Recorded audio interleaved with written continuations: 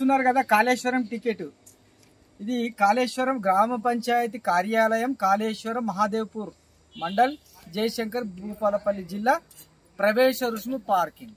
ఇక్కడ మేము ఎవరం ఉన్నాం? సన్నాసులం, ఇద్దరు కూడా సాధువులం.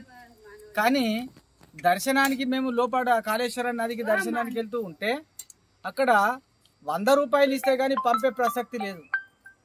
చూస్తున్నారా ప్రజలారా, హిందువులారా? 100 రూపాయలు బతిలాడాం. సన్నాసులం అయ్యా అంటే మాకు అదంతా అనవసరం, మీరు డబ్బులు కడతారా లేదని చెప్పేసి పూటకు 10 మందికి ఎగబడి డబ్బులు కట్టినాక పంపలేదు. సంతోషం. లోపలికి వెళ్ళాం.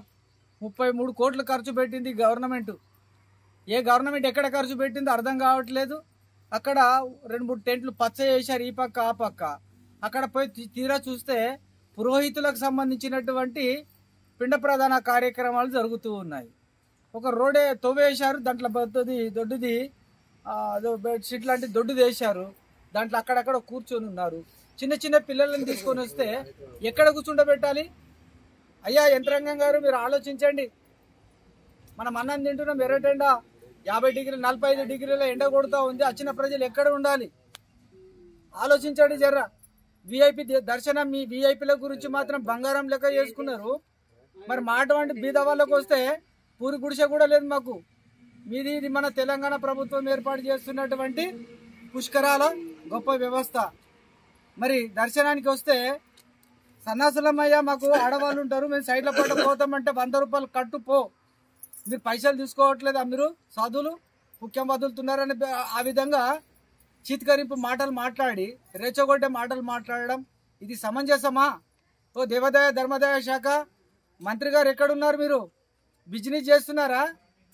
ప్రజల దగ్గర 100 రూపాయలు ఉన్నవాడు ఉంటాడు, లేనివాడు ఉంటాడు. ఆలోచించండి. మీరు మానవత్వం లేదా? కనకరం లేదా? మీరు హిందువులు గారా? జాలి దయ లేదా? అందరు మీలాగా కరోడ్పతులు ఉంటారనుకుంటున్నారా? కోట్లకు పడిగెలెత్తినటువంటి వాళ్ళు ఉంటారా? కూలీ నాలి చేసుకున్నటువంటి వాడు, రెక్కాడితే డొక్కాడనటువంటి వాడు పుష్కరాలని చెప్పేసి మా అమ్మ, మా జగన్మాత సరస్వతి వాణి, ఆ తల్లి కాళేశ్వర దర్శనానికి రావాలని ఎన్నో బాధలు పడుతూ వస్తే మీరు 100 రూపాయల టికెట్ ఆ దర్శనానికి మీరు పెట్టుకోండి. 20 రూపాయలు పెట్టండి, బీదవాడికి పెట్టండి. మీలాగానే డబ్బున్నోళ్ళు ఉంటారనుకుంటున్నారా? బీదవాళ్ళు మందిని మంచి సంపాదించారు అనుకుంటున్నారా? ఏమనుకుంటున్నారు మీరు? ఇక్కడ చెట్ల కింద కూడా అక్కడ వ్యవస్థ, తినడానికి వ్యవస్థ లేదు. భోజనానికి వెళ్తే అక్కడ ఫుల్ రష్ ఉంది. ఇక్కడ చెట్ల కింద అక్కడ చూపెట్టి, అక్కడ చూడు హనుమాన్ స్వాములు కూడా చెట్ల కింద తింటున్నారు.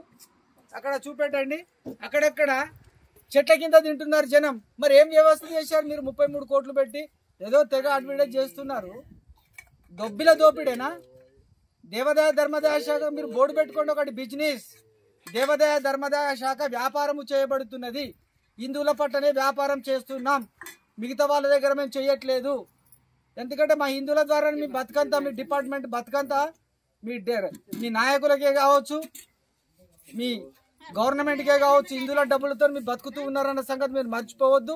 హిందువులారా మేల్కోండి, అందరూ ఖండించండి ఈ విషయాన్ని. ఇది సాధువులుగా ఖండిస్తున్నాం. సాధువులందరూ కూడా లెటర్ ఇచ్చారు, మా సాధువులని తక్షణమే దర్శనాలకు పంపండి అని. ఆయన పంపకుండా ఈవో గారు కఠినంగా వ్యవహరించి సిబ్బందిని ఆ విధంగా తయారు చేశారు. దీన్ని తీవ్రంగా ఖండిస్తున్నాం. మేలుకో హిందువా, మేలుకో. ఇటువంటి అధికారులకు తగిన మీరు బుద్ధి చెప్పండి. కాళేశ్వరంకి వచ్చినటువంటి వాళ్ళు కూడా ఎవరు ఊరుకోకండి. ఖచ్చితంగా మీరు బెదిరించి మీరు మన పనులు మనం చేసుకుందాం. హర హర్ మహాదేవ్, హర హర మహాదేవ్.